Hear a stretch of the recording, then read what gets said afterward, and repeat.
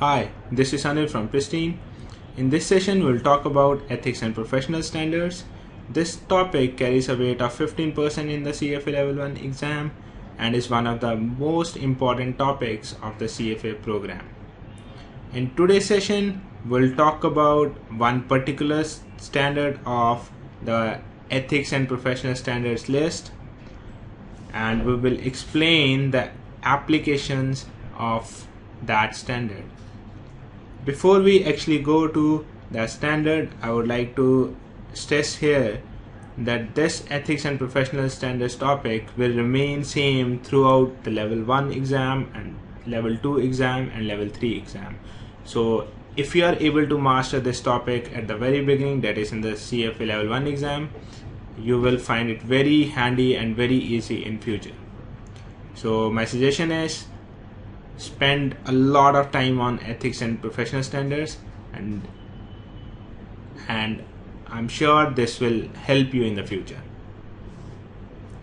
So in today's session, we will discuss the 7th standard of the professional standards, and it deals with the CFA Institute, the CFA designation, and the CFA program. So in this particular section, we will explain what are the correct and incorrect uses of the CFA designation and the CFA marks. So if we see the first one here, the correct designation of the CFA charter holders would be to use this CFA designation as an adjective. So let's take an example here. So here somebody is saying he is one of the 2 CFAs in the company. So here CFAs is used as a noun. So that's a problem here. So whenever you have to refer somebody as a CFA, you need to say that he is one of the 2 CFA charter holders. So CFA cannot be used as a noun, but it can be used as a adjective. So never write CFAs, always use CFA charter holder. Similarly, in the second part, if you see, somebody has said he is a CFA chartered financial analyst, that is he is a CFA. Again, a common name, noun, right? So again, it's a problem. So the substitute for this would be he earned the right to use chartered financial analyst designation. So he earned the right to use CFA designation, or he is a CFA charter holder. All right, and most of the people write their name, suppose Anil Vance, CFA. So some people might use C.F.A, which is wrong. Also, some can write CFA in the small letters. This is also wrong according to this standard. So the best way to write this is Anil Vance, CFA. Okay, without any full stops in between, and all the alphabet should be in the capital letter. Okay, see, these are few standards, these are few recommendations that CFA Institute has given. Okay, and there is no other way to remember these recommendations. Okay, and you will definitely get a question wherein somebody would have used a different way of designating this charter. All right, so next example, next incorrect way of writing CFA designation is that John, a CFA type portfolio manager. There is no CFA type portfolio manager. You can directly say John, or whatever his name is, John, CFA has done this. All right, also if you write CFA equivalent program, that is also wrong. So there is no CFA equivalent program. If you are trying to refer CFA program, directly write CFA program, otherwise no program is CFA equivalent program.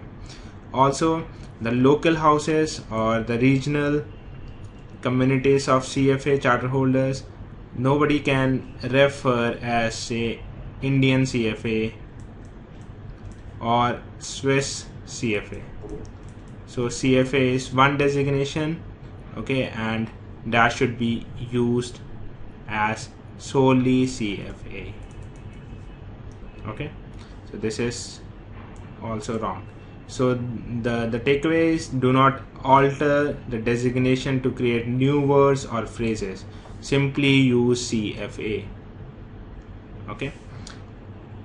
Also, the next incorrect way of writing the CFA chartered financial analyst is, somebody has written John Chartered Financial Analyst Inc. So they are trying to link the CFA designation with the name of their company. So it cannot come in the name of the company. So the designation must not be used as a part of the name of the firm. Okay, so CFA is the independent body and it should not be linked with the name of the company. So if you want to mention a particular person from that company who is a CFA charter holder, you should write the name of the person and CFA after a comma. Also, some people in their business cards, they can write their name with CFA or Chartered Financial Analyst, but they will highlight the CFA or Chartered Financial Analyst.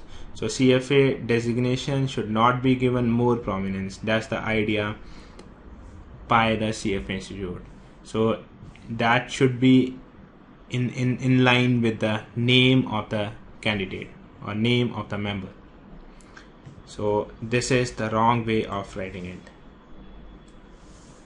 The other thing that is applicable to most of the people who are preparing for CFA program is that whenever you pass your levels, you cannot write CFA level 1 or say CFA level 3 or level 1 or level 2. So you can always write, I passed level 1 of CFA program, or I passed level 2 of CFA program, and so on. So you cannot write CFA passed in bracket finalist. So this is also wrong. Okay, and moreover this becomes a noun, which is anyways wrong from the very first principle. So these are the few ways of writing the CFA designation. Okay, and these are the few things that we need to remember. There is no way out. There's no other way out. So I hope you will remember this one. So let's solve these questions, these two questions, which would be simple here. So the first question says, a member puts CFA logo on his business card, letterhead, and the company letterhead. Comment whether it is a violation or not. So a person, suppose his name is Anil Pence, comma, so can he write CFA? Yes, he can write on his business card, so that is fine. On the letterhead, that is fine. And the company letterhead. So writing CFA on the company letterhead is not fine. So not violated the standard, that is wrong. Violated the standard of by putting CFA logo on the letterhead, no. Violating the standard by putting logo on the company head, that's correct. So this guy has violated the standard by putting logo on the company letterhead. Alright. Similarly, in the second question it says, in a marketing literature, marketing department of the brokerage house has misstated that one of the analysts has received charter, but in reality analyst has cleared all the 3 levels of CFA. So clearing all the 3 levels of CFA does not mean that you are CFA charter holder, right? And the experience is also 2 years. Is he in violation of code of standards of ethics? Yes, he is. So not violated, this is wrong. It's saying violated standard reference to communication with clients and prospective clients. It's irrelevant here. And the third one says violated standard reference to CFA programs. So standard of reference to CFA program. So this one is correct. So these are few ways how to write the designation if you are a member or a CFA candidate. So there's nothing much to explain here. These are a few prescriptions given by CFA Institute and we need to follow that. In case you find any difficulty in understanding any of these standards, feel free to write a mail at anil@edupristine.com. Okay, and that is it from my side. See you in the next class and thanks for listening.